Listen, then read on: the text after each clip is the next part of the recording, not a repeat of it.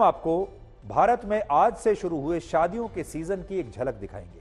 भारत की जो बॉलीवुड की फिल्में हैं, वैसे तो उनमें आप शादियों की जो झलक है वो देखते ही रहते हैं, शादियों के गाने देखते रहते हैं, शादियों की पृष्ठभूमि पर जो कहानियां उसमें बॉलीवुड की फिल्मों में दिखाई जाती हैं वो आप देखते रहते हैं, जो चकाचौंध है वो आप अक्सर फिल्मों में देखते रहते हैं।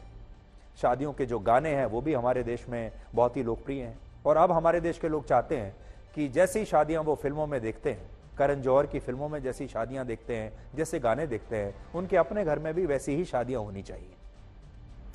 इसलिए आज हम आपको ये बताएंगे कि अब से लेकर फरवरी तक यानी अगले 4 महीनों में भारत में 38 लाख शादियां होंगी। 4 महीने में 38 लाख शादियां होंगी और इन 38 लाख शादियों में देश के लोग 4.25 लाख करोड़ रुपए खर्च करेंगे।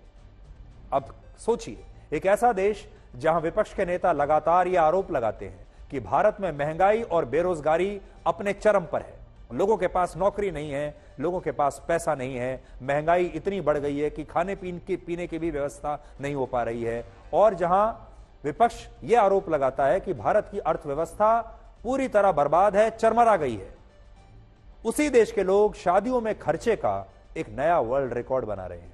इसलिए अब हम शादियों और त्योहारों में पैसा खर्च करने की भारत के लोगों की इस दरियादिली का एक ब्लैक एंड व्हाइट विश्लेषण करेंगे।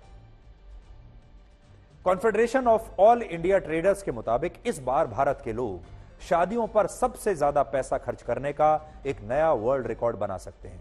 आप यह भी कह सकते हैं कि अगर शादियों के मामले में कोई वर्ल्ड कप होता तो भारत उस वर्ल्ड कप को बड़ी आसानी से जीत लेता।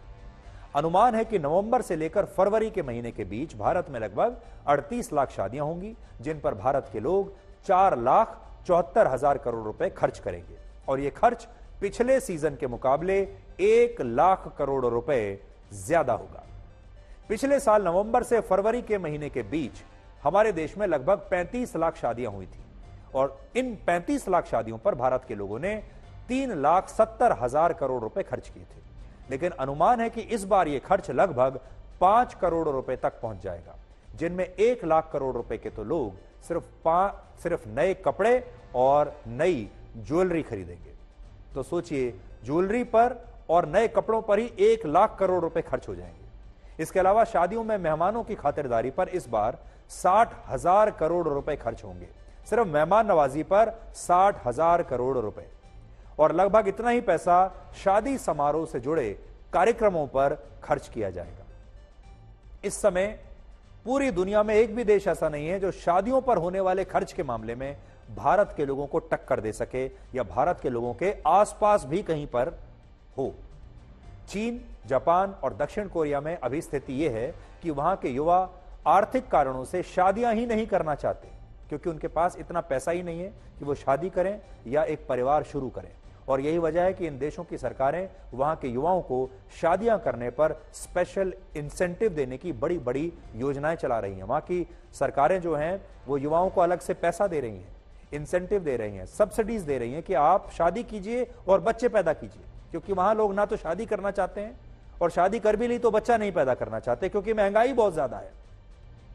इसी तरह से पश्चिमी देशों में भी युवाओं को शादियां करने के लिए अब वहां की सरकारें अलग अलग तरह से प्रोत्साहित कर रही हैं, क्योंकि वहां के लोग भी शादियां नहीं कर रहे। हंगरी की सरकार ने एक नई योजना लागू की है, जिसके तहत वहां शादी करने वाले कपल्स को इनकम टैक्स में छूट दी जाएगी और ऐसे कपल्स को कम दरों पर सरकार से शादी करने के लिए लोन भी दिया जाएगा। और अगर कोई कपल शादी करने के बाद 3 बच्चों को जन्म देता है तो उस कपल का पूरा लोन सरकार माफ कर देगी। सोचिए, एक तरफ ये तमाम देश हैं जहां सरकारें अपने देश के युवाओं को शादी करने के लिए प्रोत्साहित कर रही हैं, उन्हें पैसा दे रही हैं, लोन दे रही हैं, लोन माफ कर रही हैं, और दूसरी तरफ हमारा देश है जहां सिर्फ 4 महीनों में ही 38 लाख शादियां होने वाली हैं और इन शादियों पर लोग अपनी स्वेच्छा से और बिना किसी सरकार की मदद के, बिना किसी सब्सिडी के, बिना किसी इंसेंटिव के लगभग 5 लाख करोड़ रुपए खर्च करने वाले हैं। आप अक्सर हमारे देश के विपक्षी नेताओं को यह कहते हुए सुनते होंगे कि भारत की अर्थव्यवस्था बर्बाद हो रही है, देश में बेरोजगारी बढ़ रही है, लोगों के पास नौकरी नहीं है, जिनके पास अपने व्यवसाय हैं उनके काम ठप हो रहे हैं, लोगों के पास पैसा बचा ही नहीं। लेकिन दूसरी तरफ हमारे देश में लोग अकेले शादियों पर ही इतना पैसा खर्च कर रहे हैं जितना पाकिस्तान जैसे देश का एक साल का बजट भी नहीं है। पाकिस्तान का वार्षिक बजट 4,20,000 करोड़ रुपए है, एक साल का बजट, और हमारे यहां लोग 4,74,000 करोड़ रुपए शादियों पर खर्च कर रहे हैं, और वो भी पूरे साल में नहीं, 4 महीने में। यहां बड़ी बात यह है कि भारत के लोग शादियों पर यह लाखों करोड़ों रुपए तब खर्च कर रहे हैं जब कुछ ही दिन पहले हमारे देश में दिवाली और धनतेरस के त्योहार पर लोगों ने शॉपिंग करने का एक नया वर्ल्ड रिकॉर्ड बनाया था। दिवाली के फेस्टिव वीक में, यानी एक हफ्ते में, हमारे देश में 3,75,000 करोड़ रुपए का व्यापार हुआ था। और इससे पहले करवा चौथ पर, अकेले करवा चौथ के दिन एक दिन में लोगों ने 15,000 करोड़ रुपए की शॉपिंग कर ली थी। इसके अलावा हमारे देश में जो विपक्षी नेता यह कहते हैं कि भारत में महंगाई ने लोगों का बजट बिगाड़ दिया है, लोगों की कमर तोड़ दी है, उसी भारत में पिछले महीने गाड़ियों की बिक्री का एक नया रिकॉर्ड बना है। अक्टूबर के महीने में हमारे देश में लगभग 23 लाख वाहनों की बिक्री हुई है, जिनमें 4 लाख गाड़ियां थीं और 19 लाख 2 पहिया वाहन थे। और एक अनुमान के मुताबिक शादियों के सीजन में भी इस बार गाड़ियों की बिक्री में जबरदस्त वृद्धि होने वाली है। इन सारी बातों से क्या पता चलता है? यह पता चलता है कि हमारे देश में बेरोजगारी, महंगाई और अर्थव्यवस्था को लेकर जो एक थ्योरी आपके सामने, आपके मन में पेश करने की कोशिश की जा रही है, वो थ्योरी सही नहीं है। पिछले महीने ही भारत सरकार ने अपनी एक रिपोर्ट में बताया था कि वर्ष 2022 और 23 में देश में बेरोजगारी दर 3.2% रही थी, जबकि दक्षिण अफ्रीका में यही बेरोजगारी दर 32.8%, ब्राजील में 8.3%, पाकिस्तान में 8.5%, फ्रांस में 7.4%, इटली में 7.9%, ईरान में 9.4%, चीन में 5.3%, ब्रिटेन में 4.2% और अमेरिका में यही बेरोजगारी दर लगभग 4% है। और इन देशों की तुलना में सबसे कम बेरोजगारी भारत में है। लेकिन इसके बावजूद बेरोजगारी हमारे देश में चुनावों का सबसे बड़ा मुद्दा है। आपने भी देखा होगा, चुनाव के भाषण में, चुनाव प्रचार के दौरान, बड़े बड़े विपक्षी नेताओं के भाषणों के दौरान, उनकी प्रेस कॉन्फ्रेंसेस के दौरान, उनके इंटरव्यूज के दौरान हमारे तमाम विपक्ष के जो नेता हैं वो 2 मुद्दे सबसे ज्यादा उठाते हैं। एक है महंगाई का मुद्दा और दूसरा है बेरोजगारी का मुद्दा।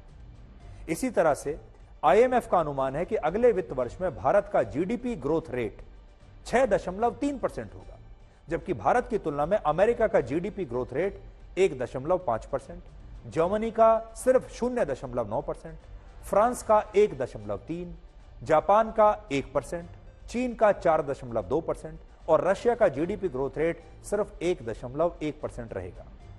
और भारत की अर्थव्यवस्था इन तमाम देशों के मुकाबले काफी मजबूत होगी। इस ग्राफ में आप देखिए, आपको भारत की जीडीपी ग्रोथ रेट अलग दिखाई देगी बाकी लोगों के मुकाबले।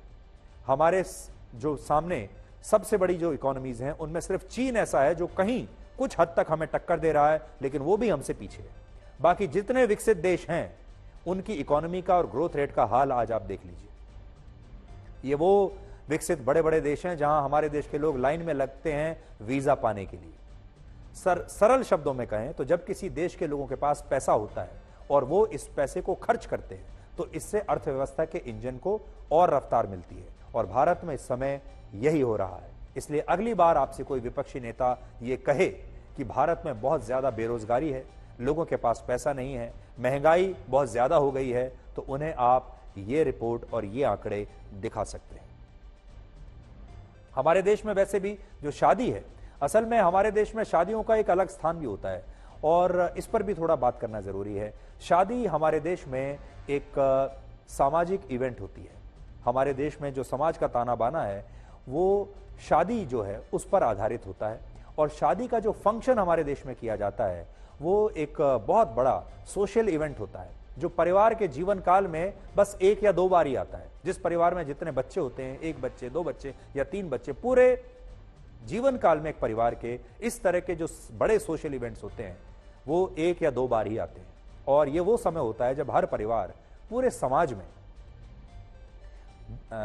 दिखाने के लिए भी, सामाजिक रीति रिवाजों के हिसाब से भी, समाज में अपनी इज्जत बढ़ाने के हिसाब से भी और जो जैसा मैंने आपको कहा कि रीति रिवाज भी हमारे यहाँ ऐसे हैं जिनमें शादियों में लेन देन बहुत चलता है। हमारे जो बाकी देशों में और हमारे देशों में, कभी आप ये भी सोचते होंगे कि हमारे यहाँ खर्चा ज्यादा क्यों होता है? हमारे यहाँ खर्चा ज्यादा इसलिए होता है क्योंकि हमारे शादियों के जो रीति रिवाज हैं उनमें लेन देन बहुत होता है, तो लेने देने में बहुत पैसा खर्च हो जाता है। इस दौरान बहुत सारे तोहफे लिए जाते हैं, दिए जाते हैं। फिर हर परिवार में ये होड़ लगी होती है कि किसने कितनी ज्यादा भव्य शादी की है, और हर परिवार इसे अपनी सामाजिक इज्जत के साथ जोड़ लेता है। इसलिए सबकी कोशिश होती है कि वो अपने पूरे जीवन का जितना भी बची पूंजी है, जो जमा पूंजी है, वो सारी की सारी लोग शादियों में लगा देते हैं, क्योंकि शादियों को लोगों ने अपनी इज्जत से जोड़कर रखा है। जितनी ज्यादा भव्य शादी होगी समाज में, आपको उतना ही ज्यादा मान सम्मान मिलेगा, आपके बारे में उतनी ही तारीफ होगी, समाज में आपका स्थान उतना ही ऊंचा माना जाएगा, और समाज के लोग आपको उतना ही अमीर और पैसे वाला और धनी मानेंगे जितना पैसा आपने अपने घर में शादियों पर खर्च किया है। तो ये है। और तीसरा जो मैंने शुरू में ही आपको कहा था, बॉलीवुड की फिल्में।